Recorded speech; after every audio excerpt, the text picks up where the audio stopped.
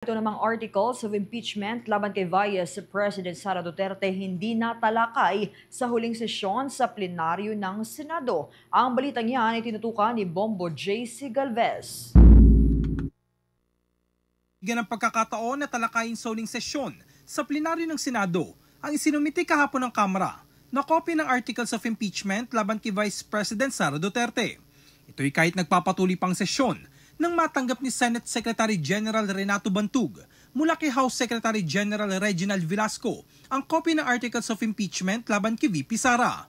Bago mag-alas 7 ng gabi kahapon, nag-adjourn ng sesyon ng Senado at natanggap naman ni Bantug ang kopya eksaktong alas 5:49 ng hapon. Sinabi ni Bantug, kahit pa natanggap na nila ng formal ang kopya ng verified impeachment complaint, ay hindi pa siya nakakapagsumite kay Senate President Chis Escudero ng official report tungkol dito. Kinailangan pa nila itong repasuhin at beripikahin isa-isa upang matiyak na tugma ang isinumiting kopya sa Senado. Samantala, sinabi naman ni Senate Minority Leader Coco Pimentel, dapat si Bantug ang mag-report sa plenaryo ukol sa articles of impeachment laban kay Duterte.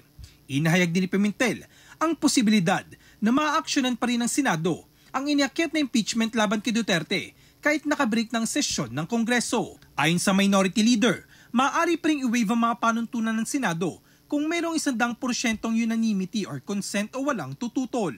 Si Senate Secretary mag-i-inform pa yan sa amin, siyempre hindi naman na nakatanggap, di ba?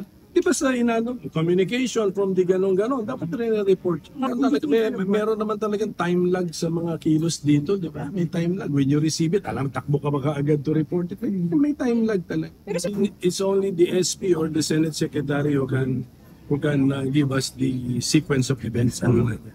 Pero sa akin, hindi unusual. May time lag. When you receive something, hindi ka naman tatakbo immediately sa plenary to report na I received something. Gagawa ka pa ng mga formal ano dyan. Sir, what? Una nang inimpeach ng House of Representatives si Duterte. Merong 215 miyembro ng House of Representatives ang pumabor na patalsikin ang bise dahil umano sa paglabag sa saligang batas, pagtataksil sa tiwala ng bayan, katiwalian at iba pang krimen. Si Duterte ang kauna-unang vice-presidente na na-impeach sa kasaysayan.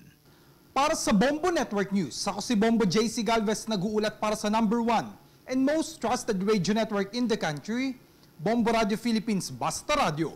Bombo!